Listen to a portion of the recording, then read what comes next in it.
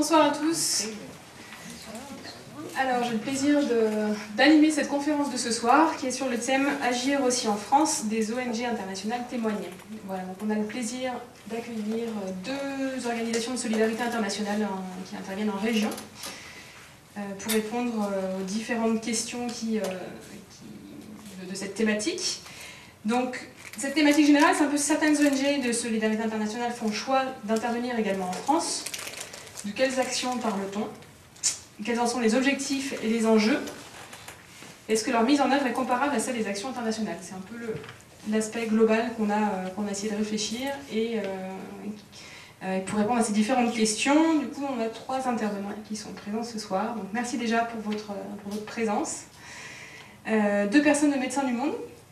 Guillemette Albic, qui est médiatrice en santé à Médecins du Monde, et Samuel Guevard, qui est médecin généraliste bénévole, responsable de la mission Squat Bidonville. Donc je vous laisserai la parole si vous voulez plus vous présenter après. Bonjour à tous, moi je suis Guillemette Albic, donc médiatrice en santé salariée à Médecins du Monde Lyon depuis bientôt 3 ans. Au niveau de ma formation, juste rapidement, j'ai plus une formation universitaire. J'ai un DESS humanitaire que j'ai d'ailleurs fait avec ma collègue à droite il y a quelques années. Et après, c'est par mes expériences de terrain, de volontariat, que j'ai un peu atterri sur ce poste-là. À la fois en tant que volontaire en Roumanie, où je suis partie dans une petite association locale franco-roumaine, et puis par d'autres expériences en France, à la fois dans des associations de solidarité locales, on va dire, et des associations, notamment à Paris, qui travaillaient plutôt pour les mineurs isolés étrangers. Donc j'ai un peu la spécificité aussi que je parle roumain, en fait, par mon volontariat, et c'est ce qui m'a amenée sur ce poste-là de médiatrice en santé à Médecins du Monde. En fait, c'est un poste qui a vu le jour il y a 4 ans, à une époque où il y avait sur l'agglomération lyonnaise beaucoup de squats et bidonvilles notamment, qui étaient occupés par des familles originaires d'Europe de l'Est et notamment des familles de la communauté rome roumaine ou rome bulgare. Donc c'est aussi par cette langue roumaine que ce poste a été créé, qui est vraiment un poste de terrain. Donc je me déplace, je fais des maraudes avec les bénévoles de Médecins du Monde. Sur le contenu, peut-être qu'on va revenir après, si on va finir les présentations, ça ne dérange pas. Pas de problème. Voilà, donc je vais passer la parole à Samuel. Bonsoir à tous. Samuel Guevard, donc je suis médecin généraliste. Je vais juste rapidement dire, je suis parti en mission humanitaire en 2011 pendant 2 ans, dans un pays qui s'appelle la Zambie, que certains vont connaître. J'espère que vous le connaissez un peu, avec une ONG qui s'appelle Fidesco, donc une petite ONG qui envoie que des bénévoles. En 2013, je suis rentré en France, je me suis installé à Lyon 8 dans le quartier de Mermoz, et j'ai la chance dans mon activité d'avoir beaucoup de patients, d'être à côté d'un foyer du Forum de réfugiés. J'ai beaucoup de patients qui sont originaires du monde entier, surtout d'Afrique et d'Europe de l'Est. Et donc depuis 2013, je suis bénévole à Médecins du Monde dans la mission Squat et Bidonville. Merci. Merci, bonsoir à toutes et à tous. Moi, c'est Olivier Lagarde. Je suis chargé de développement associatif, donc salarié au CCFD Terre Solidaire depuis un peu plus de 2 ans maintenant, avec avant aussi, un peu comme toi Guillemette, un parcours formation assez généraliste, tentative et échec à Bioforce. Et après, voilà, je me suis orienté sur les stages ONG, des volontariats pour ensuite travailler dans l'associatif et donc maintenant au CCFD. Je pense que je reviendrai à travers l'intervention de ce soir sur le parcours aussi qui amène à ce genre de métier. Voilà, donc ce soir, en fait, c'est une conférence qui s'organise un peu sous forme de table ronde. Donc il y a une série de questions qui vont être posées aux intervenants, et par thématique. Vous pourrez poser vos questions entre chaque thématique. Enfin, en tous les cas, si vous avez vraiment une question qui vous brûle les lèvres, n'hésitez pas à intervenir et à lever la main pour la poser. Voilà. Dans un premier temps, donc, vous avez déjà un peu commencé, mais est-ce que vous pouvez vous présenter plus particulièrement par rapport à votre poste et présenter votre structure pour qu'on en sache un petit peu plus sur votre mandat au niveau du poste et sur les différentes missions qui vous seront attribuées. Guillemette, tu veux commencer ? Médecins du Monde, je pense que vous en avez déjà entendu parler. En fait, Médecins du Monde est né en 80, à une époque où Bernard Kouchner s'est montré apporter sur son bateau des médecins, mais aussi des journalistes et des photographes, avec cette idée que par rapport au génocide des Khmers rouges et des réfugiés vietnamiens, les Boat People, qu'il fallait soigner, mais aussi témoigner des entraves à l'accès aux soins. L'idée, c'était qu'on ne soigne pas un génocide avec un stéthoscope, mais qu'il faut aussi également témoigner de ce qui se passe. Donc en fait, Médecins du Monde est né de scission au sein de Médecins sans frontières en 80. Alors, en fait, c'est des médecins issus de Médecins sans frontières qui ont créé cette antenne, cette ONG de Médecins du Monde. Donc c'est une ONG non confessionnelle, apolitique, non gouvernementale, qui a commencé au début par être présente dans les grandes crises à l'international et surtout en 86 qui a ouvert son premier CASO, comme on appelle ça plus communément, son centre d'accès aux soins et d'orientation à Paris. Donc en fait c'est un centre de santé classique on va dire, mais qui accueille les plus précaires, donc ceux qui n'ont pas de couverture maladie en France. À l'origine, ce centre il est né avec l'intention de fermer 3 mois plus tard. En fait, aujourd'hui, en 2017, Médecins du Monde est présent dans une trentaine de villes et il y a 15 centres d'accès aux soins, donc CASO, de centres d'accueil d'accès aux soins et d'orientation en France. On est toujours présent en France, il y a vraiment 2 antennes différentes au niveau de Médecins du Monde, à la fois à l'international et au national. Donc nous, on dépend de la DOF, on appelle ça, la Direction des Opérations France. À Lyon, en fait, Médecins du Monde en région, on est plutôt sous forme de délégation. Il y a la délégation Rhône-Alpes-Auvergne, donc Médecins du Monde est présent à Lyon, à Grenoble, et dans les Combrailles, à Saint-Éloi-les-Mines, qui est en Auvergne, où il y a un programme d'accès aux soins pour les personnes en milieu rural.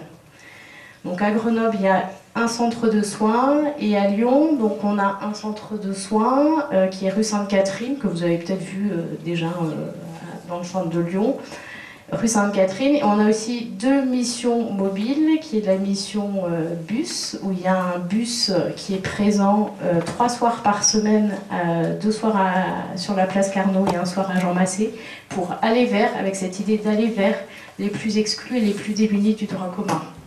Donc il y a cette mission bus et il y a la mission squat bidonville, auquel on intervient plus particulièrement avec Samuel, qui a été créée en 2000 avec cette idée d'aller vers les plus exclus et notamment d'aller sur les squats et les bidonvilles où sont présentes des familles migrantes d'Europe de l'Est, avec des problématiques de santé materno-infantile et santé sexuelle et reproductive assez importantes.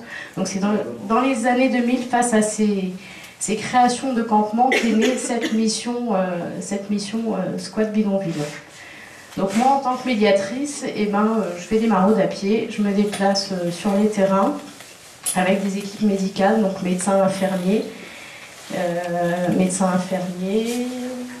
interprètes aussi, on a des interprètes qui viennent avec nous. Et en tant que médiatrice, l'objectif de mon poste, c'est vraiment d'aller vers ces personnes-là pour les raccrocher à l'accès aux soins et aux droits et faire le lien avec les professionnels de santé. Médecins du Monde n'est pas là pour se substituer au droit commun en France. On est là parce que le droit commun ne fonctionne pas. Mais si ces actions-là sont reprises par le droit commun, ces missions vont s'arrêter. Je te laisse la parole, Samuel, peut-être pour présenter un peu toi ton rôle en tant que médecin sur les squats.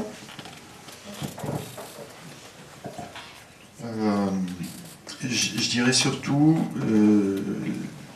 au niveau local, ce qui est intéressant, c'est c'est la question du droit commun. C'est-à-dire que beaucoup des personnes que nous rencontrons ne connaissent pas le droit commun, ne connaissent pas leurs droits à eux, et notre intervention va permettre de les réintégrer dans ce droit commun, ou d'identifier les zones d'ombre du droit commun pour aller pointer du doigt ce qui dysfonctionne et essayer de militer pour que ces problèmes soient éventuellement réglés. Je dirais par exemple la question des échanges de seringues, par exemple, qui a été beaucoup portée par MDM en son temps et qui a permis de faire évoluer la loi. À mon niveau, donc, mission Squat Bidonville, mon action, c'est principalement d'aller sur les terrains et de rencontrer les personnes. Je dirais que c'est d'abord une rencontre, et ensuite c'est une orientation. Donc c'est comprendre la situation des personnes, comprendre leurs problèmes dans cette situation, pour essayer de trouver la meilleure solution qui va pouvoir s'appliquer. Soit ça va être effectivement par un travail social de les raccrocher au droit commun, soit ça va être de faire du soin directement ou par des structures qui sont intermédiaires. Par exemple, on travaille quand même régulièrement avec les PASS, donc les permanences d'accès aux soins de santé, qui sont répartis de façon un peu inégale sur l'agglomération, mais qui sont quand même relativement accessibles et avec qui on garde quand même de bons contacts. Voilà. Et puis ensuite, quand je parlais d'une rencontre au début, comprendre, et puis le suivi, on essaie de retrouver les personnes. On a eu une action pendant de 2013 à 2016, on a réussi à avoir une action assez continue. Depuis 2016, sur la mission Squat Bidonville, il y a des expulsions très régulières des campements. Donc ça devient beaucoup plus difficile de faire du lien, de garder ce lien avec ces personnes. Et c'est là où le travail de médiation est très important, puisque Guillemette, étant salarié, a une plus grande amplitude de présence. Donc la rencontre, le droit commun et le lien qui se prolonge. Merci. Olivier, tu veux nous expliquer une organisation bien différente pour CCFD? Alors, le CCFD Terre Solidaire, donc, ça signifie le Comité catholique contre la faim et pour le développement, Terre Solidaire. Donc c'est une très grosse ONG française, la première ONG de développement en France, qui n'est pas forcément très connue par rapport à d'autres en termes de notoriété, par rapport à d'autres comme Amnesty, Action contre la faim par exemple. Mais structurellement, c'est à peu près dans ces standards-là que se situe le CCFD, puisqu'on a 170 salariés en France, 15 000 bénévoles environ, 250 000 donateurs, et surtout on a une grosse activité à l'international, puisque nous avons environ 500 partenaires un peu partout dans le monde, dans une soixantaine de pays. Donc si on a 170 salariés en France, par contre on a 0 expatriés sur le terrain, puisque notre logique d'intervention, elle est plus liée à du partenariat, ce qui est vraiment notre cœur de métier, et ce depuis la création du CCFD il y a maintenant presque 60 ans, 1961, par l'Église de France, qui à l'époque, sur appel du Vatican, a souhaité organiser un comité, donc le Comité catholique contre la faim et pour le développement, afin de sensibiliser les communautés chrétiennes et la société en général sur les questions de solidarité internationale, et en même temps, donc en France, et en même temps donc venir en appui financier, politique, stratégique, à aujourd'hui plusieurs centaines de partenaires dans une soixantaine de pays. Donc quand on dit partenaires au CCFD Terre Solidaire, il peut s'agir d'associations locales en Asie, en Afrique, en Amérique latine. Il peut s'agir de syndicats, de groupes de femmes, par exemple, de coopératives agricoles. On est sur des champs, des secteurs d'intervention assez divers. C'est essentiellement sur la lutte contre la faim, donc sur le domaine de l'agriculture et notamment de l'agroécologie, ou comment appuyer des alternatives de développement local sur place face au modèle dominant. Et on travaille donc à la fois à l'international et aussi en France, puisque comme je vous le disais, on a un gros réseau de bénévoles. Donc le local international, c'est vraiment dans notre ADN, je dirais, au CCFD Terre Solidaire. Et mon poste se situe essentiellement, moi, au niveau de l'accompagnement des réseaux bénévoles. Puisqu'on a au siège à Paris une quarantaine de personnes qui sont chargées de missions sur le partenariat international, donc par desk, par zone géographique, qui suivent des pays, des partenaires.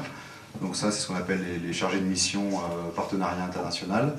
Et les postes en région en France, c'est les postes de chargé de développement associatif, donc comme le mien à Lyon, où là, comme son nom l'indique, il faut essayer de travailler à développer l'association CCFD Terre Solidaire sur le territoire à travers l'accompagnement des projets que mènent les équipes bénévoles sur les territoires. Et à savoir qu'on a là aussi nous, une grosse présence en France, puisqu'il y a 99, alors nous aussi on s'appelle délégation au niveau local, 99 délégations locales du CCFD Terre Solidaire en France. Et mon boulot consiste essentiellement, enfin c'est très varié, mais en gros je suis un peu en fonction de support pour les bénévoles, pour leur permettre de mettre en place des actions par exemple de sensibilisation, d'éducation dans une école. C'est pas moi qui vais aller forcément dans une école ou un collège par exemple pour sensibiliser des élèves à la souveraineté alimentaire par exemple, mais par contre si besoin de former les bénévoles sur la posture, sur les outils pédagogiques pour qu'eux ensuite aillent devant les élèves ou monter des projets de campagne de plaidoyer sur tel ou tel sujet. Voilà, donc on est plus sur de la conduite de projet dans le métier. Et puis le développement partenarial, on travaille avec plusieurs associations à Lyon au niveau local, donc je suis aussi chargé un peu de développer cet aspect-là. Donc ça consiste moi essentiellement sur la partie réseau bénévole, donc ici en France, le métier essentiellement. En sachant qu'on fait bien entendu à peu près tous les jours le lien avec l'international, que ce soit par les thématiques qu'on travaille, par les partenaires qui viennent assez régulièrement en France, ou que nous, on peut organiser aussi ce qu'on appelle des voyages d'immersion ou d'échange des réseaux bénévoles auprès de nos partenaires. L'idée étant dans tout ça qu'il y ait l'ONG en tant que telle, CCFD Terre Solidaire, qui est son réseau de partenariat évidemment avec les différentes associations un peu partout dans le monde, mais aussi qu'il y ait un réseau bénévole assez conséquent qui soit formé, sensibilisé aux problématiques de la solidarité internationale, et que ces bénévoles à leur tour fassent des actions de sensibilisation, de plaidoyer, d'éducation un peu partout où ils sont, en sachant qu'on a une présence dans tous les départements en France, avec aussi des équipes locales, dont une à Vénissieux, et il y a 2 personnes de Vénissieux là, au fond de la salle qui sont présentes aussi. Donc vous voyez, on a vraiment équipe locale, départementale, nationale et internationale. Ok, merci. Est-ce qu'il y a des questions déjà dans la salle là? Ne vous bousculez pas. Ok. Selon vous, quelles sont les raisons pour lesquelles une organisation de solidarité internationale intervient au local? Et ensuite, quels sont les enjeux pour une organisation internationale d'intervenir au local?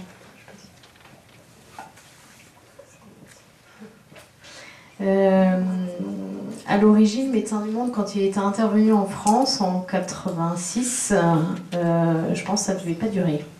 On était là pour lancer un cri d'alarme, une sonnette d'alarme face à la précarité, et finalement, les actions elles se sont démultipliées.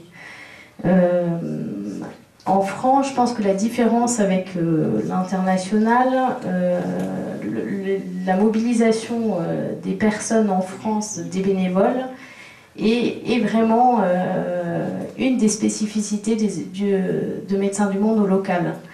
On peut le voir en fait à travers le centre de soins qui accueille les personnes les plus vulnérables, sur les actions mobiles où les gens aussi, on croise finalement les personnes les plus vulnérables. Médecins du Monde devient maintenant au niveau national en France et publie d'ailleurs chaque année l'Observatoire de l'accès aux droits et aux soins des plus démunis.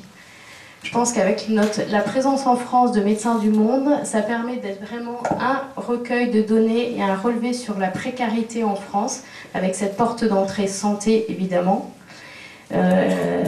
Médecins du Monde lance des sonnettes d'alarme.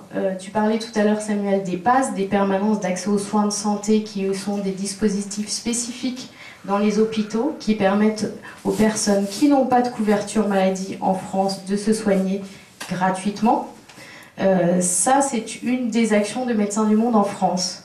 La couverture maladie universelle a été portée par un collectif d'associations dont Médecins du Monde fait partie. Toutes ces actions de plaidoyer que Médecins du Monde a montées au niveau national, ont pu se faire avec cet observatoire de l'accès aux soins et aux droits des personnes les plus démunies en France, qui nous ont permis de relayer des choses au niveau du gouvernement et d'essayer d'influencer les lois, concrètement. Je ne sais pas si tu veux rajouter quelque chose. Oui, je dirais surtout que, effectivement, j'insisterai sur le bénévolat en rapportant qu'en fait, c'est nos indignations qui nous font avancer. Donc, notre posture de Médecins du Monde fait que, effectivement, on va aller vers les situations qui sont en marge de la société et que certaines situations vont venir vers nous, donc, notamment dans les centres de soins, et qu'on va être confronté à toutes ces problématiques. Je pense en particulier, là, récemment, l'arrivée des mineurs non accompagnés sur la métropole, qui s'est augmentée très rapidement et qui a vraiment bousculé les médecins qui travaillent au centre de soins. Et toute cette problématique-là remonte et nous fait interpeller les institutions.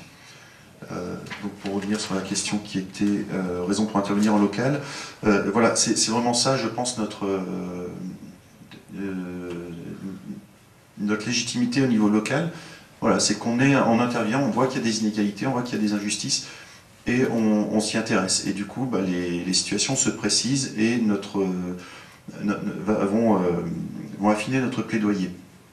Et c'est vraiment cette question du plaidoyer. Guillemette disait tout à l'heure, soigner et témoigner. Ben voilà, témoigner, ça veut dire qu'aussi on va aller chercher ces situations-là et y être vigilant. Merci. Alors nous, encore une fois, c'est vraiment dans l'ADN du CCFD Terre Solidaire que d'être présent à la fois au local et à l'international. Donc depuis son origine, l'association met en pratique ce double lien. Et il y a une vision qui est propre à notre association, qui est celle vraiment d'un développement intégral. C'est-à-dire qu'on ne va pas seulement financer des actions locales dans une soixantaine de pays, mais ces actions locales, elles doivent nous permettre, nous aussi, comme vous disiez, de faire du plaidoyer ici. Parce qu'on a 3 missions, ce qu'on appelle des missions sociales, des 3 axes de travail principalement. C'est donc le partenariat international. Ensuite, on a le plaidoyer et puis tout ce qui est mobilisation citoyenne. Donc on considère aucun projet sans avoir cette triple dimension à l'esprit, en se disant, par exemple, pour travailler sur la question, je sais pas moi, de l'huile de palme, je prends cet exemple parce que j'ai travaillé en Colombie et du coup j'ai pas mal bossé dessus. Donc je prends cet exemple-là parce que je le connais mieux.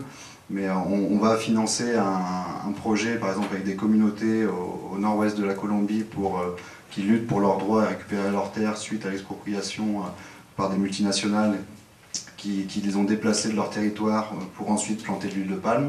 Donc ça, c'est une action de financement pour aider l'association locale. Mais nous, en France, aussi, au CCFD Terre Solidaire, on va mener des actions de plaidoyer. Donc là, pour changer structurellement les politiques et les lois au niveau français et européen, avec d'autres, hein, évidemment. Le plaidoyer, ça se fait jamais, ou rarement en tout cas, tout seul, mais en collectif.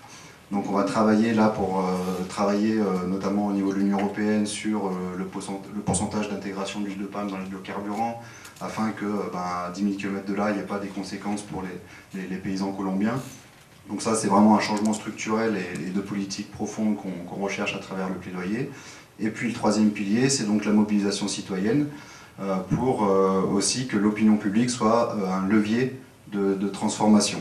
Puisque contrairement aux lobbies privés des entreprises, par exemple pharmaceutiques ou agroalimentaires, on n'a pas la puissance financière, mais on peut avoir, nous, ONG, la puissance de l'opinion publique, et ça passe par la mobilisation citoyenne.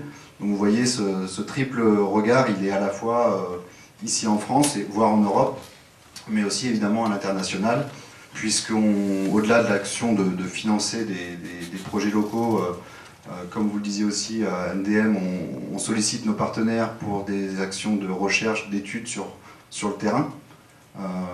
Concrètement, il y a 2 ans, on a fait passer avec d'autres ONG et des députés une loi sur la régulation des multinationales, suite au drame qu'il y a eu au Bangladesh en 2013, l'effondrement du Rana Plaza qui avait fait plus de 1000 morts des ouvriers du Bangladesh. Et on a retrouvé après dans les décombres des étiquettes Zara, H&M, où on a découvert donc, que c'était un immeuble où se fabriquaient des vêtements qu'on porte nous. Hein. Et du coup, tout un travail de plaidoyer a été mené à partir de là, avec d'autres pays aussi, pour montrer qu'on n'est pas sur un cas isolé, mais bien sur un système général qui traite de l'exploitation, là, pour le coup, des ouvriers du textile. Et c'est ces différents rapports qu'on a fait faire à nos partenaires, qu'on consolide ici en France avec la direction du plaidoyer à Paris, et qu'on remet et qu'on travaille avec des députés, notamment, qui, eux, vont ensuite travailler le côté politique et faire des propositions de loi, donc ce qui avait été le cas en 2014. Et cette loi, notamment avec un député PS, Dominique Potier, avait été votée en 2017, est votée aujourd'hui et est appliquée en France, et c'est un des premiers pays au monde, enfin le premier pays au monde où il y a ce type de loi qui responsabilise toute la chaîne de production des multinationales, qui n'est pas encore parfaite, hein, loin de là. Mais en tout cas, pour montrer un petit peu le cycle de travail que l'on a, en considérant ce triple regard, puisqu'on avait aussi fait des mobilisations citoyennes en France par rapport à ça avec les bénévoles. Donc c'est un exemple parmi d'autres, hein. Mais en tout cas pour vous montrer tout l'intérêt de travailler aussi ici en France sur de la mobilisation auprès de l'opinion publique. Donc ça passe par plein d'événements différents, hein. Ça peut être des conférences, ça peut être des actions dans la rue, ça peut être des interpellations médiatiques, ça peut être des rencontres avec des candidats ou des élus. Donc il y a plein d'événements possibles sur de la mobilisation citoyenne. Et c'est ça aussi qui renforce notre pouvoir d'influence auprès des décideurs pour changer, là encore une fois, cette fois structurellement les lois, au-delà des financements qu'on peut apporter ponctuellement, mais c'est jamais suffisant aux acteurs locaux. Donc c'est une première chose, et une deuxième chose, en tout cas qu'on voit nous dans l'intérêt local de travailler sur la solidarité internationale, c'est aussi en quelque sorte d'avoir un retour d'expertise, d'expérience de nos partenaires sur des pratiques pour aussi nous en France essayer de renouveler les nôtres. Parce que bien souvent ici on est très auto-centré, ethnocentré. Et du coup aujourd'hui plus que n'importe quand, je pense qu'on a pas mal besoin de renouveler un peu nos pratiques en termes de citoyenneté, d'éducation, d'environnement. Et le fait d'avoir 60 pays sur 4 continents avec plus de 500 partenaires qui nous disent comment ils travaillent les choses, qui nous disent comment ils pratiquent des alternatives de développement local, nous on essaye aussi de le réinjecter ici à travers le réseau bénévole, les citoyens, pour dire que dans le renouvellement des pratiques citoyennes et démocratiques, on peut aussi s'inspirer de l'international. Donc vraiment un lien qui est pour nous permanent. Et notre boulot, c'est vraiment d'essayer de mettre en lien, encore une fois, non seulement l'association CCD Terre Solidaire avec des partenaires, mais aussi les bénévoles de l'association avec des bénéficiaires des projets de nos partenaires. Un lien qui est un lien direct en fait, là aussi de société civile à société civile, et pas seulement d'ONG à ONG. Donc ça, on travaille aussi beaucoup au CCFD Terre Solidaire. Et dans un mois, normalement, si on a les visas, on part avec 13 bénévoles en Algérie pour rencontrer un partenaire là-bas dans le sud algérien et travailler avec eux sur les pratiques citoyennes et le développement local. Donc là, c'est bien, encore une fois, des bénévoles des deux côtés qui se rencontrent et pas des structures. Donc c'est ça un petit peu nous, on est vraiment dans le quotidien sur le local et l'international dans nos missions. Merci. On va bien venir du coup global qu'il y a au niveau de chacune de vos interventions et au niveau international et local. En termes de fonctionnement, est-ce que vous voyez des similitudes ou des différences par rapport à une ONG internationale et votre organisation ici de Solidarité Internationale en France? Si c'est possible à votre niveau de voir ça. Voilà, pour la première question. Au niveau de Médecins du Monde, on en a parlé, mais il y a vraiment la spécificité du travail bénévole. Enfin, du travail bénévole, deux mots qui se contredisent, on ne travaille pas quand on est bénévole. Mais vous avez d'ailleurs des bénévoles de Médecins du Monde qui sont là dans la salle.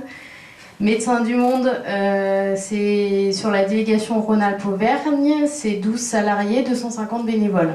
Tout le personnel médical, médecins, infirmiers, accueillants et bénévoles. Donc en fait, le boulot se fait parce qu'il y a des bénévoles. C'est vraiment une des spécificités de Médecins du Monde en France.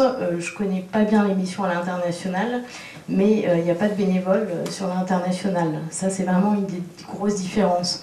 En termes d'activité, ici, à Lyon, Médecins du Monde n'est pas là pour se substituer au droit commun. On est là parce que le droit commun ne fonctionne pas. À l'international, on vient souvent appuyer le droit commun, soutenir, sensibiliser, former. Je pense notamment à des appuis techniques entre professionnels de santé. Ici, on est là parce que ça ne fonctionne pas.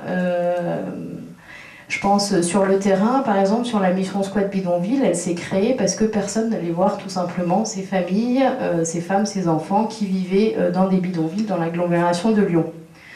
Médecins du Monde a mis en place cette veille médico-sociale, qui est une veille, voilà, pour un peu voir comment vont les gens, tout simplement. C'est quelque chose qui prend du temps d'aller vers, de se déplacer, faire des maraudes sur le terrain, rentrer en contact avec les gens, s'ils le souhaitent. Il y en a qui ne vont pas vouloir nous voir. Ça, c'est quelque chose qu'on respecte beaucoup. Et on est là parce que le SAMU social n'intervient pas en fait sur ces gros lieux. Le SAMU social est dans la rue, il se déplace vers les personnes isolées, mais dès que vous avez des gros sites avec plus de 200 personnes, ce qu'on voit peut-être un peu moins aujourd'hui sur l'agglomération, mais qu'on a vu encore il y a quelques années, n'est pas mandaté. Enfin, le SAMU social n'intervient pas. Je me souviens, une fois lors de l'expulsion d'un squat, j'étais présente avec une de mes collègues, donc on rentre dans un squat qui était un ancien hangar complètement désaffecté, une blanchisserie. On va voir les familles qui venaient d'être expulsées, qui venaient de trouver ce nouveau lieu, en fait. Donc là, elles étaient vraiment en train d'essayer de s'installer. Je me suis dit, ben, je vais appeler la Croix-Rouge quand même pour voir s'ils peuvent apporter quelques couvertures. Donc j'appelle la Croix-Rouge, ils me disent oui, on va pouvoir passer, mais par contre on ne peut pas rentrer à l'intérieur du bâtiment. Donc en fait la Croix-Rouge s'est positionnée devant le bâtiment, mais n'a pas pu rentrer à l'intérieur pour faire cette distribution de couverture qui était souhaitée par les familles. Enfin, c'est des aberrations comme ça qu'on voit aujourd'hui, c'est-à-dire de pouvoir rentrer à l'intérieur des terrains qui nous paraissent complètement irréels en fait aujourd'hui. Je pense à des grands lieux désaffectés où des familles vivent aujourd'hui sur l'agglomération. Que personne n'aille les voir, c'est un peu une aberration pour Médecins du Monde. Donc c'est pour ça qu'on est là. Mais si du jour au lendemain, une maraude famille, un SAMU social famille ou un famille social intervient à l'intérieur de ces bâtiments, Médecins du Monde se retire. On n'est pas là pour substituer au droit commun, mais pour alerter les institutions, l'État, l'ARS, l'Agence régionale de santé, sur ces situations qui sont cachées de tous. Médecins du Monde va là où personne ne va, en fait. C'est un peu une des raisons de notre présence sur ces actions mobiles en France. Enfin, sur l'agglomération, déjà.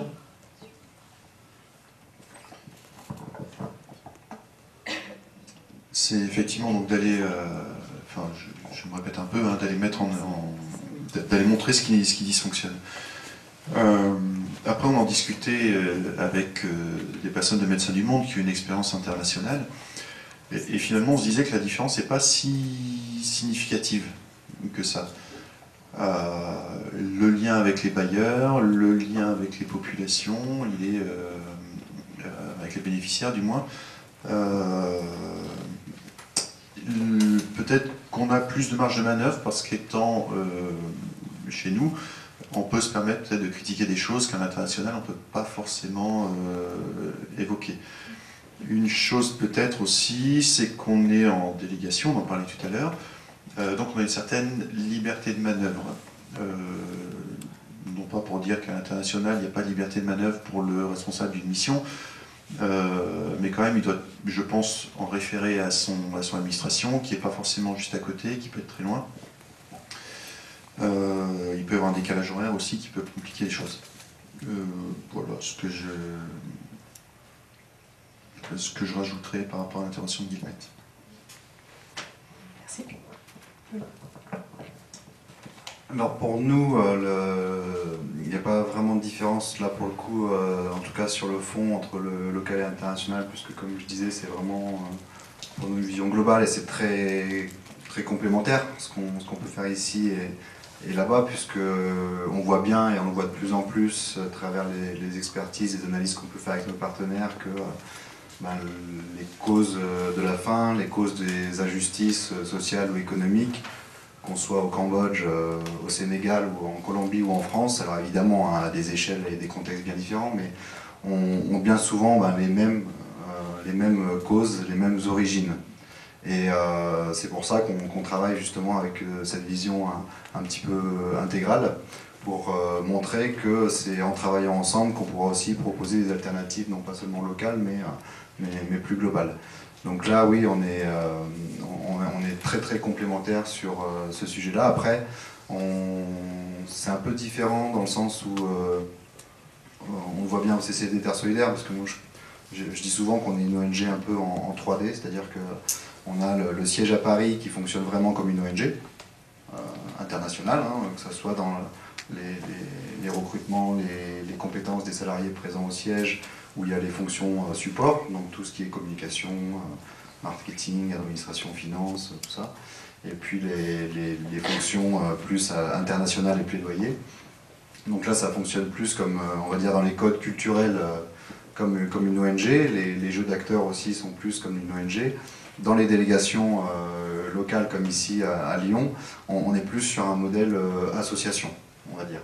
On a 99 délégations, mais c'est un peu comme si c'était 99 associations, et où les acteurs ne sont pas les mêmes, puisqu'on est plus avec des associations locales, on est avec un travail avec des bénévoles. Moi, je suis le seul salarié, là, par exemple, sur le Rhône et la Loire. Donc voilà, on est plus dans une logique bénévole, associative, qui est évidemment en lien avec la logique ONG du CCFD, bien entendu. Et puis, là, il y a une troisième dimension pour le CCFD Terre Solidaire, qui est la dimension d'église, puisqu'on est un mouvement d'église. Donc c'est ces trois dimensions qui, parfois, sont complexes à gérer, mais qui, en même temps, font toute la richesse du projet associatif. Et la difficulté qu'on rencontre peut-être plus, c'est en termes de sensibilisation auprès des gens, de l'opinion publique, sur les questions de développement à l'international. Parce que la solidarité internationale, c'est pas forcément quelque chose qui est facile à expliquer aux gens, qui n'est pas forcément facile à montrer, c'est pas très concret. On est une ONG de développement, on n'est pas une ONG d'urgence ou d'humanitaire. Donc là, à Bioforce, beaucoup d'entre vous allaient sans doute vous diriger sur des missions d'urgence, d'humanitaire. Donc c'est un secteur en soi, la coopération internationale, les ONG. Mais bien souvent, dans l'opinion publique, on considère que tout est humanitaire en France. Et dès qu'on dit ONG, on nous répond, enfin moi, même mes potes n'ont toujours pas compris que je ne travaille pas dans l'humanitaire. Et souvent, on nous renvoie à cette question, qu'est-ce que vous avez fait concrètement? Est-ce que vous avez construit une école? Je dis, non, nous, on ne construit pas d'école, mais on essaye d'appuyer des acteurs locaux de développement pour qu'ils travaillent sur le droit à l'accès à l'éducation, ce qui est différent. On est sur du long terme, pas du court terme. On est sur des logiques de développement, pas concret. Donc du coup, c'est là qu'on a, nous, une difficulté un peu parfois à sensibiliser les gens sur la solidarité internationale, sur l'importance de ce lien entre les sociétés civiles. Et puis voilà, donc c'est des logiques de long terme, c'est loin, donc on a un peu du mal parfois à accrocher et à expliquer réellement quel est le but de l'association, quelles sont ses réalisations, et d'où l'intérêt pour nous de recevoir aussi des partenaires assez régulièrement sur nos territoires. Là, au mois de mars, pour l'époque de Carême, tous les ans, on reçoit des partenaires. Là, cette année, on va recevoir un Brésilien qui travaille sur les banques communautaires à Fortaleza au Brésil, et puis un Malien qui travaille sur les questions d'accaparement des terres en Afrique du Nord et Afrique de l'Ouest. Donc voilà, eux, ils peuvent témoigner directement, face à nos bénévoles, à nos donateurs, dans les écoles, auprès des médias. On les fait intervenir un peu partout pour qu'il y ait un témoignage direct. Donc là, c'est plus impactant, on va dire. Mais c'est vrai qu'on a un peu du mal, donc je compte sur vous, si vous pouvez faire aussi ce travail de pédagogie sur ce qu'est le secteur. On y reviendra peut-être après. Mais en tout cas, je trouve que pour nous, il y a tout un travail de pédagogie à faire pour dire qu'est-ce que l'humanitaire, qu'est-ce que l'urgence, la réhabilitation d'un côté, qu'est-ce que le développement, qu'est-ce que sont les droits de l'homme, parce que si vous regardez bien aussi le secteur dans son ensemble, on a plusieurs types d'acteurs. On ne va pas, quand on est étudiant, demander les mêmes compétences à quelqu'un pour travailler dans une asso de droits de l'homme, comme Amnesty, ou à une asso d'urgence comme Médecins du Monde, ou à une asso de développement comme le CCFD par exemple. C'est pas les mêmes compétences. C'est complémentaire, hein, mais c'est pas tout à fait la même logique.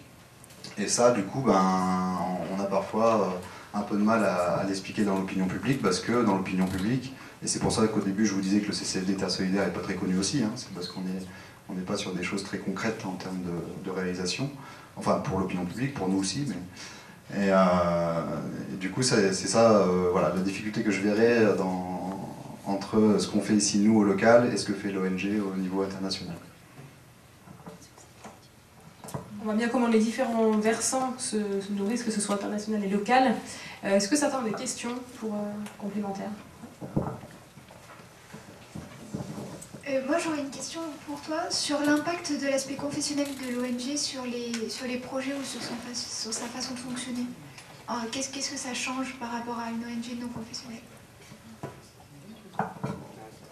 Alors l'impact sur les projets, alors par exemple l'impact sur les partenaires, par exemple, c'est nous dans les 500 partenaires, on n'a pas que des associations confessionnelles, hein, loin de là. Donc ça, nous, c'est pas du tout un critère de choix ou de travail avec les partenaires locaux. Là où on va en Algérie, par exemple, en février, c'est une association qui n'est pas catholique, hein, par exemple, qui est financée. Donc à ce niveau-là, on n'a pas forcément, nous, de critères qui est lié à ça. Elle est confessionnelle dans le sens où elle a été, comme je vous disais, créée à l'appel de l'Église de France. Donc on a le CCFD Terre Solidaire, un mandat de l'Église de France pour sensibiliser les communautés chrétiennes et pour sensibiliser la société sur les enjeux de solidarité internationale. On a un impact sur les dons, puisqu'on fonctionne essentiellement sur un modèle de ressources privées.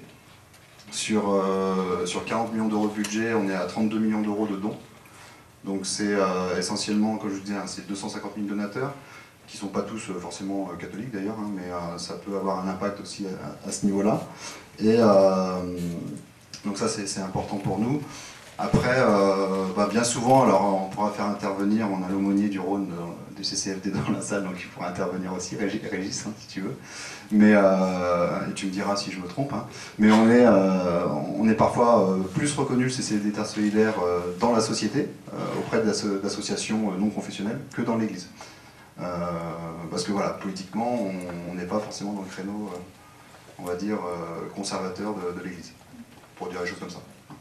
Et donc ça, ça a un impact presque plus pour nous que pour les autres, j'ai envie de dire. Après, voilà, c'est aussi une forme d'engagement, et on est en train de travailler beaucoup là-dessus dans le Rhône. Quelle est la nature de l'engagement des bénévoles qui sont au CCFD Terre Solidaire dans cette association. Donc on a beaucoup de bénévoles qui sont catholiques et qui ont cet engagement parfois. Donc ils ont cet engagement bénévole parfois. On a beaucoup et de plus en plus de personnes, notamment des jeunes qui arrivent qui ne sont pas forcément catholiques. C'est un reflet de la société aussi, hein. On a été créé à un moment, en 1960, où il y avait 50% de catholiques en France. C'est-à-dire catholiques, on va dire, qui allaient 3 fois par mois minimum à l'église le dimanche. Aujourd'hui, ce chiffre, il doit être à 3 ou 4%. Donc il est bien évident que notre base sociale, elle évolue. Donc on travaille aussi là-dessus sur des nouvelles pratiques de mobilisation, tout en gardant la continuité et l'identité, puisque les valeurs du CCFD Terre Solidaire, c'est la justice sociale, c'est la solidarité internationale. Donc ces valeurs-là, certains bénévoles vont la puiser dans leur foi, d'autres bénévoles vont la puiser dans du militantisme. Donc voilà, on a un impact aujourd'hui dans le sens où on est un peu à la jonction, c'est-à-dire comment réunir tous ces publics-là dans la même association. Donc parfois ça entraîne des difficultés, mais c'est plutôt une richesse. Enfin au jour le jour, moi je le vis plutôt comme ça. Et voilà, sur les projets à l'international, vraiment les partenaires, c'est pas du tout un critère. À partir du moment où les valeurs et les principes sont les mêmes, ce soit catholique, musulman ou non confessionnel, il y a, à ce niveau-là, si vous regardez la liste des partenaires, vous vous rendrez compte qu'il y a vraiment de tout, pour le coup. Et on a un avantage à tirer de ça, du fait d'être une asso confessionnelle, c'est que si en France on est très laïcard, dans 99% des pays, j'exagère un peu, 90% des pays dans le monde, toutes ces questions de solidarité et d'injustice sont aussi traitées avec les réseaux ecclésiaux, avec l'église locale, encore une fois quelle qu'elle soit, hein, quelle que soit la confession. Et du coup, ben, là où d'autres n'ont pas forcément les réseaux, nous on peut les avoir. Et ça, c'est quelque chose qui est très valorisé aussi par les populations qu'on accompagne, enfin, à travers nos partenaires sur place, puisque, bon, encore une fois, la pratique religieuse, confessionnelle ou spirituelle, elle est encore très présente dans beaucoup de pays. Même si en France, on a notre prisme à nous, hein, ce qui est normal. Mais voilà, donc c'est plutôt bénéfique dans ce sens-là, même si ça entraîne évidemment des difficultés, par exemple pour intervenir dans les écoles. Ben ça, nous on voulait par exemple proposer l'an dernier une exposition sur les modèles de développement à la bibliothèque municipale. Et ben ça a été, ben, on l'a pas fait pour le coup, mais la personne était plutôt réceptive à ça, parce qu'en soi l'expo, voilà, c'est sur des sujets militants, citoyens, mais elle a clairement dit, ben, en tant que nous, bibliothèque municipale, on ne peut pas, par rapport à nos usagers, proposer à une ONG confessionnelle d'intervenir. Ou alors, faites-le avec une asso qui ne l'est pas. Donc, dans les écoles, c'est un peu pareil. Voilà, bah, nous on comprend, hein, on est en France, et voilà, c'est comme ça. Mais puis de toute façon, ça pose pas de problème en soi pour nous. Mais en tout cas, ça peut avoir un impact forcément sur ce genre de pratique. Voilà, sur ce sujet-là, je pourrais en parler. Mais, je sais pas, si tu veux rajouter quelque chose, peut-être. On y régisse local de l'étape en plus. Je vais pas vous embêter longtemps. J'ai l'âge du CCFD, j'ai 60 balais. Et ce que je veux dire, c'est qu'à ma naissance, en 58, les catholiques, ils sont beaucoup en paroisse, comme vient de le dire Olivier. Majoritairement, on est encore dans les grandes proportions de catholiques en France. Et chaque paroisse a une paroisse jumelle, principalement en Afrique, enfin, pour le cas pour Lyon. Et donc du coup, chaque paroisse, elle donne de l'argent pour construire un puits. Hein, c'était ça il y a 60 ans, pour construire un puits, pour donner des sacs de riz. Et l'interpellation du pape Paul VI a tout changé. C'est de créer un rassemblement de tous les mouvements et services de l'Église catholique. C'était 32, 30... Jean 23. Jean 23, mais oui, juste 61. Ouais. Et donc, l'ensemble des mouvements et services vont se mettre ensemble, s'associer pour ne pas faire que, soit dans l'assistanat, même si c'est important, on est bien d'accord, hein, quand il faut de l'eau, il faut de l'eau évidemment, ou du riz, mais d'aller sur ce que disait Olivier, c'est-à-dire un développement intégral de toute la personne et de tous les hommes, de toutes les personnes et de toute la personne et de toutes les personnes. Et ça, chez les catholiques, ça a tout changé. Alors je ne vous dis pas que l'ensemble des catholiques français a découvert ça, hélas, parce qu'aujourd'hui, par exemple sur Lyon, on a des petits retours en arrière actuellement, où des paroisses veulent refaire ce qu'on faisait il y a 60 ans. Ce qui, à mon avis, n'est pas nécessairement très bon de retourner à ça, parce que c'est nous, les Gaulois blancs français, qui décidons pour les autres de ce qu'eux, ils auraient peut-être besoin. Or, le CCFD Terre Solidaire, c'est complètement l'inverse, c'est ce qu'a dit Olivier, c'est le partenariat, et ça change tout. Donc le CCFD Terre Solidaire a été une vraie révolution dans la solidarité internationale de l'Église catholique qui est en France. Merci, je rajouterais juste une petite chose par rapport à ça. Ce qui me semble important quand on travaille dans la solidarité internationale, encore une fois, c'est et quand on est français, avec notre éducation, notre culture, et ben qu'on va vite se rendre compte quand on intervient dans la plupart des pays que ce facteur-là, la religion, les confessions, les croyances, ben, il est super important. Et ça, vous avez dû le voir aussi dans vos terrains d'intervention, et moi en Colombie, voilà, je l'ai beaucoup vu aussi. Donc, quelles que soient nos croyances à nous, hein, peu importe, nos pensées ici, c'est comment moi, en tant qu'acteur de solidarité internationale, je vais aller à la rencontre de ces faits à l'international, puisqu'ils sont présents, encore une fois, dans la plupart des pays où vous allez intervenir, à prendre en compte. Bah, peut-être que vous pouvez, en allant dans le même sens, justement, répondre à cette question-là sur le terrain.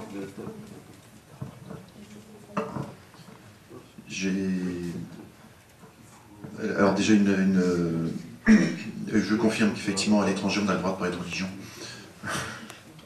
En tout cas, en Zambie, c'est complètement ouvert, il n'y a pas de problème. Et j'ai eu une expérience où j'ai trouvé que Médecins du Monde manquait d'ouverture justement à ce niveau-là, où il y avait une demande de la part de personnes qu'on avait vues sur les terrains, et à laquelle il y avait eu une réponse de la part justement des personnes bénévoles qui étaient d'origine roumaine, donc une interprète en particulier. Et ça avait un petit peu remué les choses, et ça avait été recadré au niveau de Médecins du Monde. Et j'ai trouvé que ça n'avait pas été pas forcément très ajusté, cette dimension spirituelle. Ben, oui, il faut savoir qu'on peut en tenir compte dans certaines situations. Alors effectivement, on est en France, on est dans un pays laïque. Ça fait plus de 100 ans qu'on a séparé la religion et l'État, et je pense que c'est une bonne chose. Pour autant, on met peut-être un petit peu sous le tapis ces questions-là, et peut-être que c'est à l'origine de certains problèmes aujourd'hui. Mais en tout cas, je pense que cette dimension spirituelle, elle est importante. Il est important d'en tenir compte dans la mesure du possible.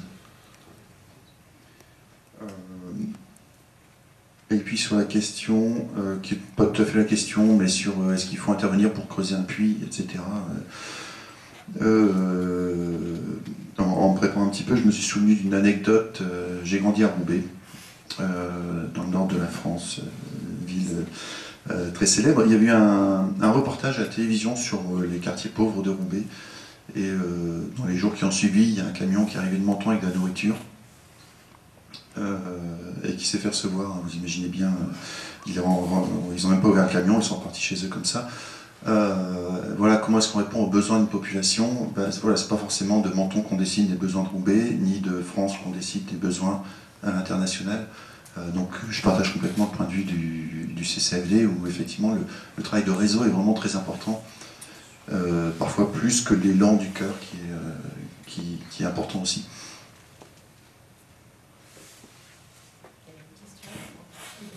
Alors oui, moi je voulais demander en fait les plaidoyers qui partent donc du coup de constats sur le terrain d'indignation, comment est-ce que cela se passe de la formulation jusqu'au projet de loi en fait? C'est dur comme question, ça prend du temps. Nous au niveau local, on est la main-d'œuvre de terrain, hein. Nous on va relayer ce qu'on voit ici, après qu'il y ait un changement au niveau national. Il y a un siège à Paris qui relaie aussi ce qu'on a apporté au niveau local, et c'est les rencontres avec les ministères qui vont pouvoir faire changer les lois. Enfin, clairement, les rencontres, les échanges, les discussions, mais qui sont nourris de ce qui se passe sur le terrain. Au niveau local, je prends juste un plaidoyer qui a amené un changement, c'est qu'en fait, les personnes ici qui sont sans hébergement, la première étape qu'on leur propose quand on les accompagne, c'est d'avoir une adresse. On s'en rend pas compte, mais de ne pas avoir d'adresse, comme on dit, de domiciliation, c'est compliqué pour tout, et c'est vraiment une des bases de l'accompagnement social.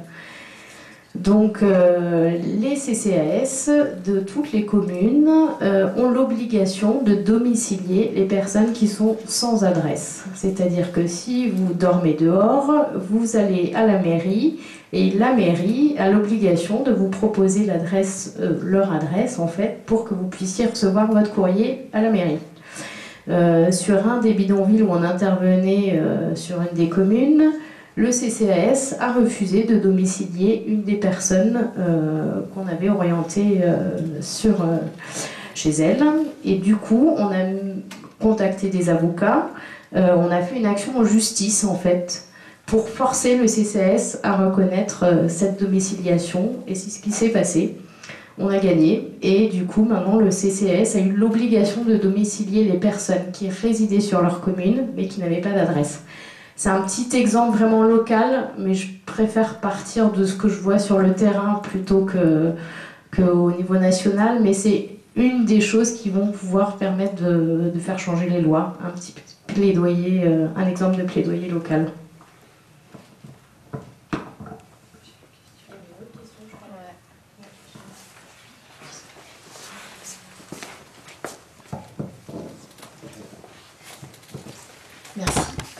Moi, je voulais rebondir sur l'élan du cœur et justement le réseau des bénévoles. Et je pense que je vais me poser une question qui est un peu...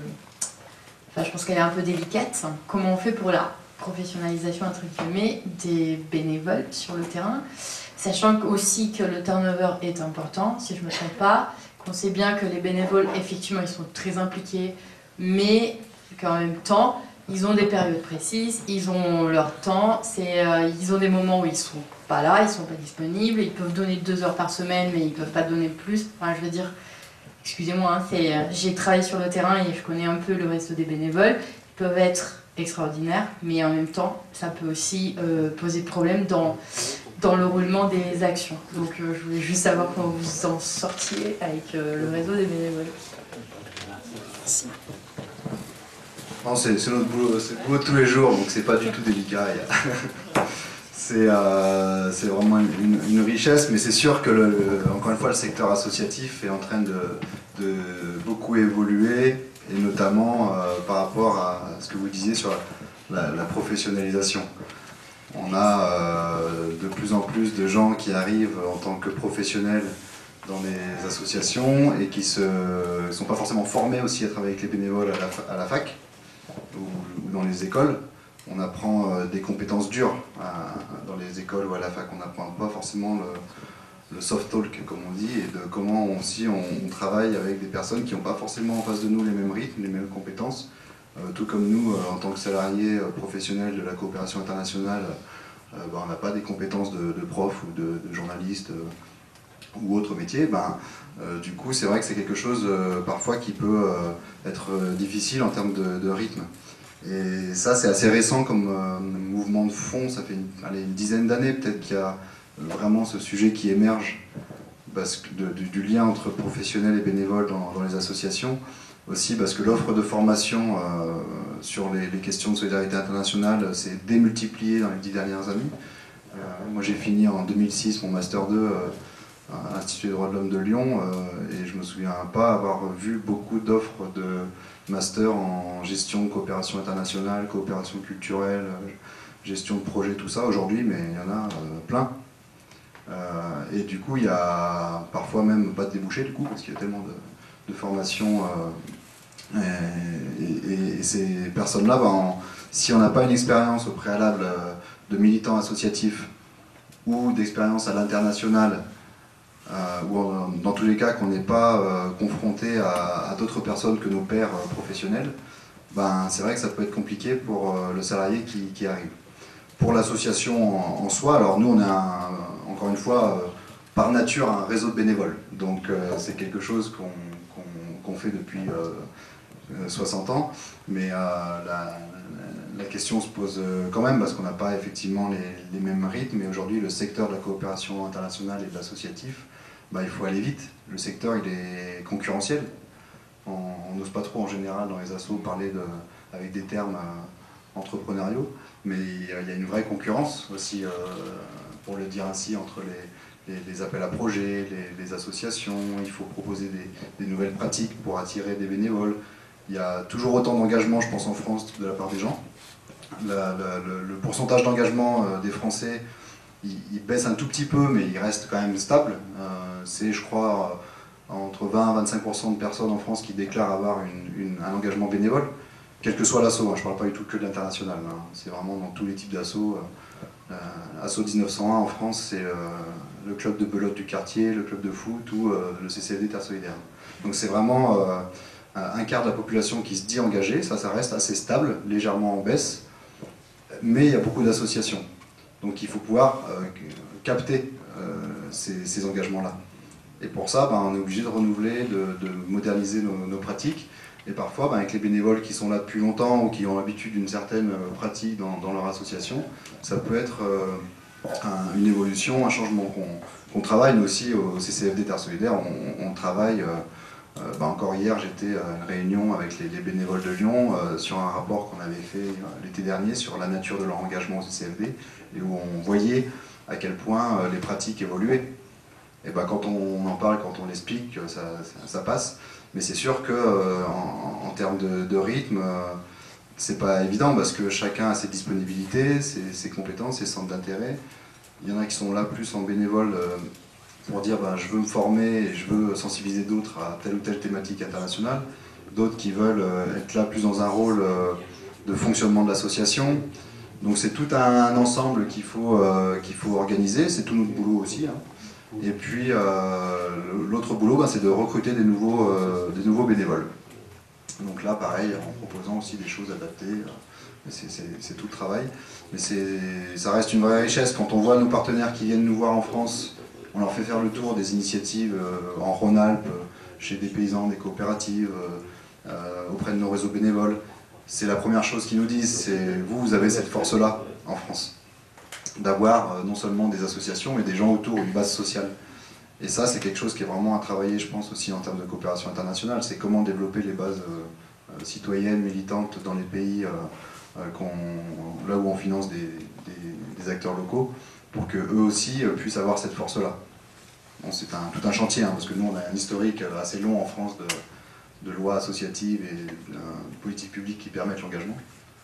Mais en tout cas, je trouve qu'en termes de formation, c'est hyper important d'avoir déjà un background un peu militant, bénévole, quand vous-même vous allez vous diriger vers des missions professionnelles qui sont certainement en lien avec des bénévoles.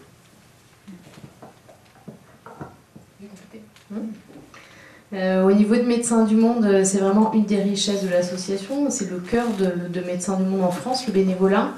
Moi, au niveau de mon action, je dirais c'est une grande richesse aussi parce qu'on est très complémentaires en fait. Et je mets pas forcément le bénévole et le salarié chacun de son côté, on bosse ensemble, on est en équipe et c'est une des forces, c'est d'être en équipe pluridisciplinaire. Je parle notamment sur des sorties sur les terrains, chacun a un rôle précis. Je pense que c'est ça aussi, il ne faut pas se noyer, il ne faut pas se perdre. Chacun sait ce qu'il va faire, quel rôle il a et comment on travaille. Et c'est cette force de pouvoir travailler à plusieurs sur des situations qui sont de l'urgence sociale, de pouvoir avoir l'avis du médecin, de l'infirmier, de l'assistante sociale ou de l'interprète aussi qui fait la traduction. Je pense que c'est cette force-là qui va faire qu'on peut essayer d'accompagner la personne comme elle le souhaite. Après, en interne au niveau de Lyon, sur le processus entre guillemets de recrutement, en juin, en septembre, on a des réunions d'information pour les nouveaux bénévoles qui souhaitent intégrer Médecins du Monde. C'est un processus de recrutement, on peut dire, de nouveaux bénévoles. Donc des réunions d'information générales et puis après des formations un peu plus spécifiques parce qu'on travaille beaucoup donc, sur des personnes qui n'ont pas forcément de droit ouvert à l'assurance maladie ou de titre de séjour ici. Donc c'est aussi toutes les situations administratives.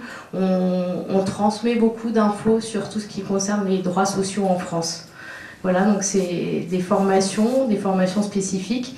Et après des réunions d'équipe, c'est tout bête, mais on se voit tous les mois, on discute, on échange et on partage les infos. Donc je pense que c'est une des richesses aussi. Et moi, j'ai jamais travaillé sans les bénévoles et en fait maintenant je me dis je sais pas comment je ferais.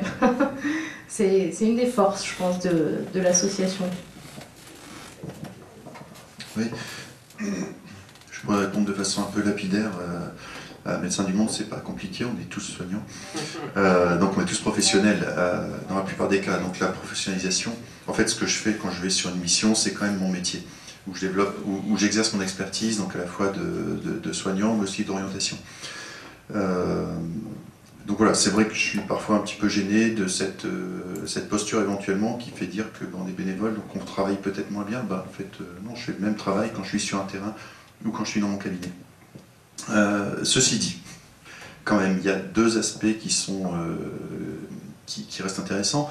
C'est vrai que ce que je fais à Médecins du Monde, ça reste un taux horaire qui est beaucoup moins important que ce que je fais au cabinet, avec une disponibilité qui n'est pas quotidienne non plus. Donc, très important de pouvoir s'appuyer sur une équipe salariée. Guillemette vient de dire qu'elle ne pourrait pas travailler sur les bénévoles, et réciproquement. Et puis la deuxième chose, c'est qu'effectivement, il y a une dimension qu'on veut développer au niveau de Médecins du Monde, qui est l'accompagnement, la prévention, qui ne va pas forcément être fait par des soignants. Et là-dessus, il y a effectivement besoin de formation. Et cette formation, justement, elle est proposée. Donc, effectivement, sur la question présence, oui, on n'aura pas des bénévoles qui sont présents 52 moins 5, 47 semaines par an. 35 heures par semaine, ça c'est effectivement, ça sera impossible. En revanche, il y a du transfert de compétences et il y a de la formation. Et juste pour compléter, même s'ils sont médecins et bénévoles, on demande en fait un minimum d'engagement aussi, ce que j'ai pas dit aux bénévoles, c'est-à-dire on leur fait part que s'ils peuvent rester 1 an avec nous, c'est bien, à la fois pour eux et pour les personnes qu'on va rencontrer dans le droit commun. Donc pour les médecins, par exemple, qui sont bénévoles au centre de soins, on leur demande d'assurer un minimum de permanence par mois. Je sais plus, je crois que c'est 2 permanences, 1 ou 2 permanences par mois. En fait, il y a aussi, on demande aux bénévoles un certain engagement. Médecins du Monde a mis en place aussi la charte du bénévolat, qui fixe un cadre en fait du travail bénévole. C'est pas parce qu'on est bénévole qu'on peut faire n'importe quoi en fait. Donc c'est aussi dans cette idée-là. Je ne sais pas si c'est de professionnaliser, mais de fixer un cadre d'intervention, de fixer ce cadre-là, et sachant en même temps que les bénévoles ont aussi un rôle, parce que les responsables de mission, comme on l'appelle dans notre jargon, sont des bénévoles. Donc il y a aussi tout un rôle décisionnel, en fait, de coordination, qui est fait en concertation entre des salariés coordinateurs et des bénévoles responsables de mission. Et l'organe aussi, même au niveau de la délégation qui s'appelle le collège, et avec le délégué régional qui est bénévole, qui est un médecin bénévole et qui a une des voix importantes au niveau de la délégation. Merci. Peut-être dans ce sens-là, sur comment les actions sont menées, les questions de la professionnalisation, etc., on peut se questionner sur l'impact de vos actions. Et peut-être que vous pouvez nous en dire un petit peu sur la façon dont vous l'évaluez au niveau local, au niveau international, pour le plaidoyer aussi.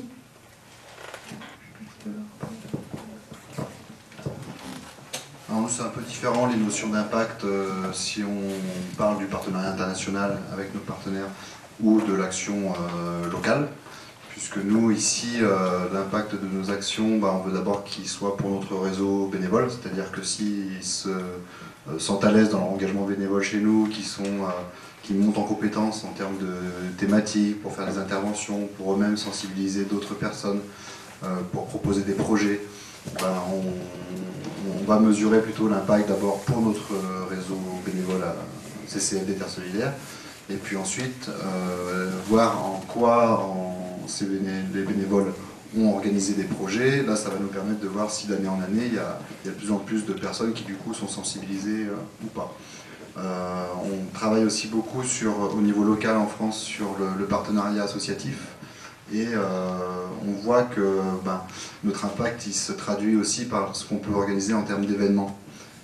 L'an dernier, au mois de juin, à Grenoble, on a organisé un événement international, c'était le Forum international pour le bien vivre, qui parlait de toutes les questions de modèles de développement, où il y a eu plus de 1000 personnes sur 3 jours. On a organisé avec la ville de Grenoble, l'université Grenoble-Alpes, et ça a réuni à la fois des universitaires, des politiques, des associatifs, et c'est essentiellement le CCFD Terre Solidaire au niveau de la société civile en France qui a porté ces sujets-là, au lieu de penser modèle de développement économique seulement, essayons de retourner un peu le truc, et de se dire, essayons de penser qu'est-ce qui est essentiel pour nous, société, pour ensuite mettre des indicateurs sur les modèles de développement. Et ce sujet-là, il commence à faire son chemin. Donc le mesurer en impact avec des indicateurs précis aujourd'hui au niveau local, c'est difficile. On est moins dans ces contraintes-là au niveau de l'action locale. Par contre, alors je ne pourrais pas trop parler des impacts au niveau... comment on mesure les impacts au niveau international de notre action, puisque c'est moins mon travail. Mais il y a évidemment des bilans, des partenaires qui sont faits chaque année auprès de nos chargés de mission, qui eux-mêmes vont sur place pendant 2 à 3 semaines, 5 fois par an, dans les zones géographiques qui sont les leurs. Et alors au CCFD Terre Solidaire, on n'est pas trop des affolés de l'évaluation, hein. On laisse beaucoup de liberté aux partenaires, et c'est plutôt dans la discussion, dans la co-construction des projets qu'on mesure l'investissement qui est fait. Et nous, un des critères de partenariat, c'est plutôt que de dire combien de projets vous avez réalisés, combien de personnes vous avez touchées, ça reste des chiffres et on n'a pas envie de tomber dans l'évaluation type Union Européenne, quoi. Donc nous, c'est plutôt de voir comment le partenaire a réussi à mettre autour de lui, encore une fois, quel que soit le pays, hein, comment il a réussi à faire du réseau autour de lui pour promouvoir une problématique et essayer de la régler de manière durable, et pas seulement ponctuellement, localement. Donc c'est comme ça que ça se mesure. Encore une fois, ce n'est pas des indicateurs très précis que je vous donne là, mais c'est parce qu'on n'est pas dans cette logique. Et notre impact, c'est de voir qu'il y a toujours autant d'associations qui existent dans des pays où c'est pas facile d'exister pour elles, et que certains leaders associatifs de ces partenaires Confinance sont devenus des vrais leaders internationaux sur les forums sociaux mondiaux, par exemple, des figures un petit peu emblématiques de l'intermondialisme, des résistances citoyennes. Donc c'est aussi comme ça qu'on mesure notre impact.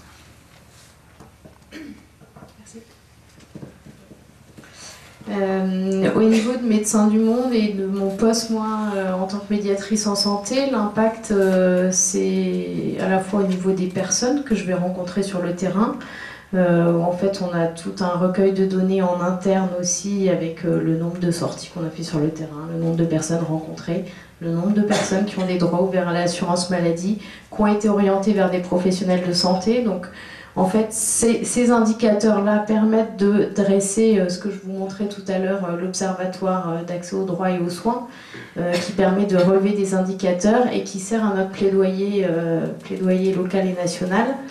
Mais il y a aussi des impacts au niveau des professionnels de santé, parce que moi, en tant que médiatrice, je vais vers les personnes, mais je vais aussi vers les professionnels de santé, ici, à Lyon, pour leur dire, vous savez, vous êtes en formation de médecine générale, mais il y a beaucoup de précarité aussi, parce qu'en fait, on se rend compte qu'au niveau des professionnels de santé, dans leur formation, ils sont peu sensibilisés à la précarité, aux questions de précarité, de droits sociaux, de droits au séjour, etc. Donc c'est aussi... un des objectifs de la mission, de sensibiliser les professionnels de santé à la précarité ici, de les faire venir aussi sur le terrain. Moi, je travaille régulièrement avec des professionnels de PMI, des professionnels de CPEF que j'accompagne en fait sur les bidonvilles. Ça peut être compliqué d'aller pour une première fois sur un bidonville quand on ne connaît pas le terrain et les personnes qu'on doit rencontrer. Voilà, ça fait partie aussi de notre impact et de nos objectifs, de faire lever les barrières aussi au niveau des professionnels de santé pour que les gens, même précaires, aient un accès aux soins ici en France, quelles que soient leurs conditions administratives. Je ne sais pas si tu veux conclure. Oui, je compléterai pas beaucoup. Il y a surtout la question de... Enfin, c'est plus une évolution qu'on voit depuis quelques années qu'on travaille. On parlait tout à l'heure des permanences d'accès aux soins de santé qui se développent, qui sont de plus en plus nombreuses, y compris aujourd'hui en pédiatrie. Alors notre travail, c'est de montrer qu'il y a des manques quand même, parce qu'elle n'a pas une amplitude d'ouverture qui était importante, donc on va demander à ce que ça se développe, à ce que ça soit plus facile d'accès pour les populations, etc. Voilà, donc on a un petit peu cet impact-là sur les solutions qui sont mises en place au fur et à mesure sur l'agglomération lyonnaise. Je dirais qu'il se mesure un petit peu dans les relations qu'on peut avoir avec les institutions aussi. Le fait qu'on rencontre régulièrement l'Agence régionale de santé, la direction de la cohésion sociale. Tout ça, c'est des indicateurs pour nous qui ne sont pas forcément très palpables, mais qui sont importants pour nous de voir. Par exemple, récemment, il y a eu des décisions qui ont été prises. On n'a pas du tout été concerté. Ben voilà, on se dit, tiens, on a peut-être raté quelque chose à un moment, où est-ce qu'on en est de nos relations avec les institutions. Et ensuite, donc, l'Observatoire de santé, là, il y a tout un état des lieux qui est fait, et toutes les questions de militance qui sont posées. Médecins du Monde milite, je prends au hasard, mise en place d'un véritable dispositif d'accueil pour les mineurs non accompagnés. Voilà, tout ça, c'est des choses qu'on mettra qui auront un impact à moyen terme, je l'espère, sinon à long terme. Voilà, si on reprend l'observatoire d'il y a 5 ans, voilà, peut-être reprendre qu'est-ce qui a été mis en place depuis, ça peut être un impact qu'on peut chiffrer. En tout cas, objectiver. Moi, j'avais justement une question de santé, c'est quand les droits communs sont nouveau ouverts, est-ce qu'il y a quand même un suivi qui peut se faire par rapport aux patients, par exemple aux patients, aux enfants qui ont été vus dans les centres de santé par les bénévoles, ou est-ce qu'après ils doivent aller dans les structures hospitalières ou des centres de santé différents et du coup ils sont confrontés à un changement, comme par exemple un médecin traitant, parce que s'ils ont vu toujours la même personne ou régulièrement les mêmes personnes, est-ce que c'est quelque chose qui... est-ce qu'il y a des outils de suivi qui sont faits à ce niveau-là? Est-ce que c'est possible? L'objectif, c'est de rebasculer vers le système de droit commun. Donc on n'encourage pas le suivi ensuite par médecin du monde. Sachant qu'en fait, il y a deux difficultés. Il y a l'accès au droit. L'accès au droit, c'est une première étape. Et ensuite, il y a l'accès au parcours de soins. Et les deux, c'est pas automatique de l'un à l'autre. Donc on continue à accompagner quand même. Que ça soit dans un accès au droit commun ou par l'intermédiaire d'un centre d'hébergement, on va essayer de transférer effectivement progressivement. Mais l'objectif, c'est que nous, on se mette totalement en recul par rapport à la personne. Juste ces questions-là, ça prend du temps. On est sur de l'urgence sociale, mais on est sur des postes qui prennent du temps. On a une couverture maladie, on a un médecin traitant, mais c'est vrai que moi, je vais peut-être faire 2-3 accompagnements de la personne chez son médecin traitant avant qu'elle adhère, qu'elle se repère dans Lyon, qu'elle sache où c'est, que le lien se soit créé, et après, je sais qu'elle sera en capacité d'y aller toute seule. C'est aussi des questions de transmission. Je pense à un terrain où il y a des familles qui ont été expulsées d'un squat avant Noël là, et qui ont été mises à l'abri dans le cadre du plan froid. Parce que dans le cadre du renfort hivernal, en fonction des températures, c'est ce que Médecins du Monde dénonce aussi, des gymnases peuvent être ouverts ou alors des foyers d'hébergement d'urgence pour accueillir les personnes sans abri.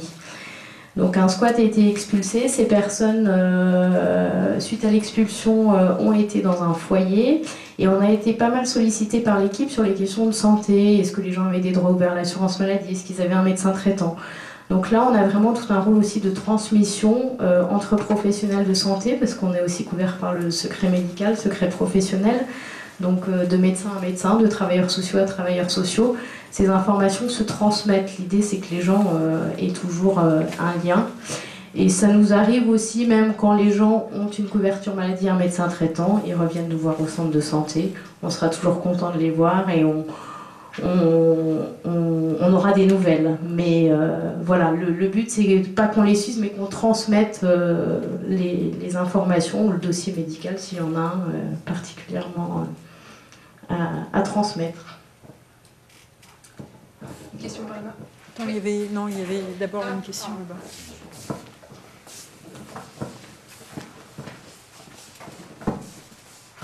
Merci.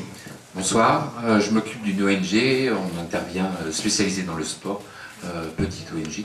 On intervient dans beaucoup de pays et on aimerait intervenir, agir aussi en France. Comment on fait? Ça nous paraît très compliqué, on n'arrive pas à rentrer, alors on n'a peut-être pas les bons circuits. On aimerait pouvoir proposer des animations sportives à des personnes qui n'ont pas accès au sport. Et ça paraît très compliqué.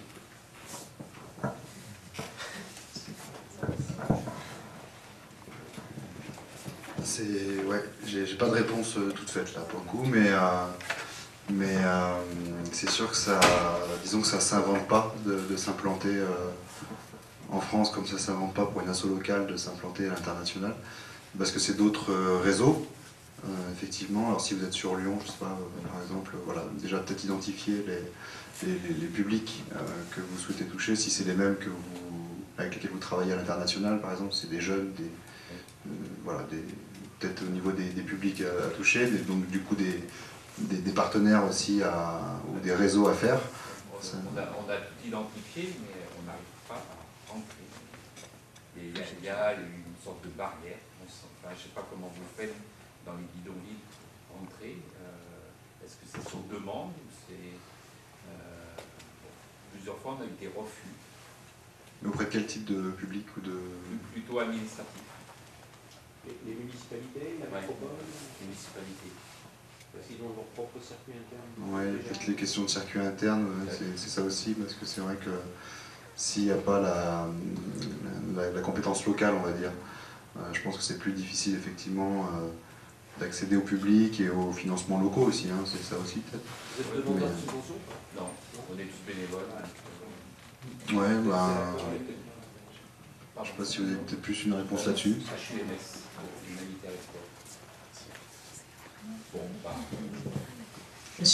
Comme Olivier, je n'ai pas de solution. Je sais qu'à Médecins du Monde, les projets en France sont nés par l'action des bénévoles. Hein. Voilà. Après, je pense qu'effectivement, avoir du réseau, des contacts avec peut-être les autres associations sportives aussi, ici au local, qui peut-être, elles, auront des pistes à vous proposer, mais j'ai pas de... Sport dans la ville, oui, je pense aussi. Dans la ville, je les ai rencontrés, mais ils ne s'adressent pas aux populations qui sont complètement à l'écart. Tout à l'heure, vous parliez de gens qui n'avaient pas de domicile, par exemple. On aimerait adresser ces populations-là. On est partenaire du club de Vénissieux en foot ici, et eux, aussi, ils adressent la population de Vénissieux, mais aller chercher les autres personnes qui n'ont pas accès au sport. Après, je sais qu'à Villeurbanne aussi, il y a un contrat local de santé, et il y a toute une plaquette qui est sortie sur En forme à Villeurbanne. Donc il y a peut-être des actions aussi envisagées avec les municipalités ou leur faire part de vos projets. Des ateliers santé-ville aussi. Je vais juste répondre à une toute petite partie de la question qui est: est-ce qu'on intervient à la demande des publics? Oui. Si on va sur un terrain et que on nous dit non, tout va bien, manifestement on ne va pas retourner sur ce terrain-là. Donc effectivement, la demande du public concerné est une base de notre intervention en ce qui concerne la mission squat et bidonville. Dans le CASO, c'est évident parce que c'est les gens qui y vont. Donc il y avait encore une question. C'est un petit peu dans la même veine, mais plus pour parler du financement. Tout à l'heure, vous avez parlé de relations bailleurs. Nous, on a vu qu'en ONG internationale, donc, il y a les bailleurs qui financent des projets ou autres. Est-ce qu'en France, vous avez le même fonctionnement, ou est-ce que MDM, l'autre association fonctionne plus sur du fonds privé, est-ce qu'MDM a dû faire créer une association MDM France pour accéder à des fonds français, ou est-ce que vous êtes lié à la même ONG, vous avez accès aux bailleurs aussi? Je ne sais pas si c'est clair. Oui, je comprends à peu près. On y est lié à la même ONG, c'est-à-dire que les opérations France et opérations internationales sont toutes dépendantes du siège qui est à Paris. Par contre, c'est deux directions différentes. Il y a vraiment la direction des opérations France et la direction des opérations internationales. En termes de bailleurs, c'est pas tout à fait les mêmes. Après, je connais mal les répartitions, mais je sais qu'au niveau national, il y a 50% de fonds propres, de fonds privés, appel aux dons du public, et 50% de bailleurs institutionnels. Et là, typiquement à Lyon, mon poste est financé par exemple par l'Agence régionale de santé. Voilà, par l'État aussi, on a des financements de l'État dans le cadre de la résorption des bidonvilles, on a des financements des municipalités aussi. Donc ça, c'est vraiment au niveau du local. Mais oui, c'est différent.